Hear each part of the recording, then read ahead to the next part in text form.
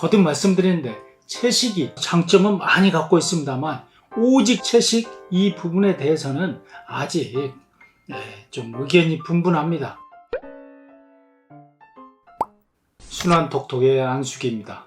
오늘은 채식에 대해서 한번 알아보겠습니다. 요즘 채식이 좋냐 나쁘냐 의견도 분분하고 일상생활에서 채식을 극단적으로 또 너무 지나치게 채식만 하는 걸 우려하는 경우도 많이 있습니다만, 일단 채식의 가장 큰 장점, 육식에 비해서 소화시키기가 좋습니다. 소화라는 건 뭐냐고요? 장 내에서 분해하는 거죠. 그런데 채식이라는 이 자체는 섬유질이 많다는 거고요. 그 다음에 우리가 얻을 수 있는 비타민이나 미네랄 등 이 무기질이 풍부하다는 거죠. 그래서 채식의 장점 중에 첫째가 속이 편안하다는 거죠. 이걸 전문용어로 표현하면 소화 효소에 쉽게 반응을 하고 장내에서 살고 있는 생물들, 이를 장내 미생물이라고 합니다. 장내 미생물들이 좋아하는 것 중에 하나가 채식에 있는 섬유질류입니다. 이런 것들은 분해하기 쉽고 또 당을 함유하고 있을 경우가 많기 때문에 쌀을 비롯한 이런 채식에서 얻어지는 물질들은 우리 장내 미생물들이 다 좋아한다고 보면 됩니다.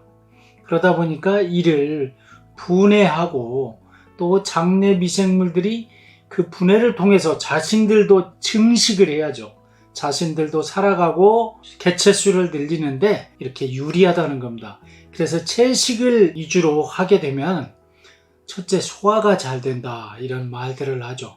장이 편하고 거부감이 없는 거죠. 반면에 육식은 분해하는데 장내 미생물들이 몇 배의 노력이 필요하고요. 또 육식을 분해하는 장내 미생물들은 조금은 더 특수해야 합니다.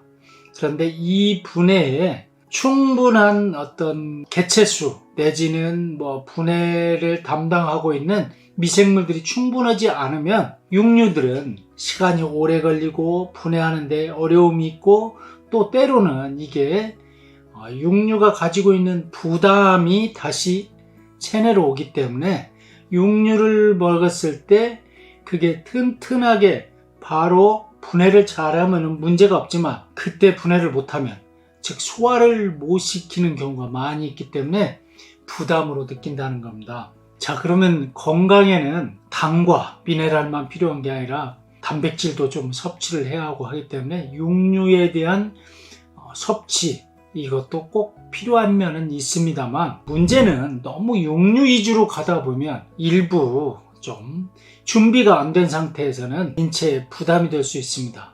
자, 채식주의가 좋냐 육식이 좋냐 이걸 떠나서 골고루 먹는 것이 가장 좋기는 한데 단 사람마다 조금씩의 그런 개체적인 특징이 있다는 겁니다. 나는 채소 먹을 때는 편했는데 고기를 먹으면 예를 들면 삼겹을 먹으면 바로 설사를 해요. 나는 어떤 특정 그런 고기들은 비위가 상해요. 이런 것들은 본인의 그런 특징을 평소의 식생활 습관에서 인지하고 있고 조금 더 몸 공부를 통해서 내공화한다면 이 정도에서는 내가 지금 채식이 꼭 필요하다 이런 것들을 본인 기준의 어떤 삶의 지혜로 간직하는 게 좋겠습니다. 거듭 말씀드리는데 채식이 장점은 많이 갖고 있습니다만 오직 채식 이 부분에 대해서는 아직 좀 의견이 분분합니다. 일부에서는 채식으로도 모든 걸 다 커버하고 있다는 비건주의들도 많이 있습니다. 채식을 하면 불필요한 체내 독소들이 발생하는 것은 좋아질 수 있고 신진대사나 여러 가지 혈류량에서 장점은 있습니다. 그러나 육식이 주는 열량과 또 체내 단백질 공급원으로서의 필수 요건 이런 부분에서 채식이 커버할 수 있다면 좋은데 그걸 커버 못한다면 또 다른 육식의 그런 섭취도 꼭 권해 드릴 부분입니다.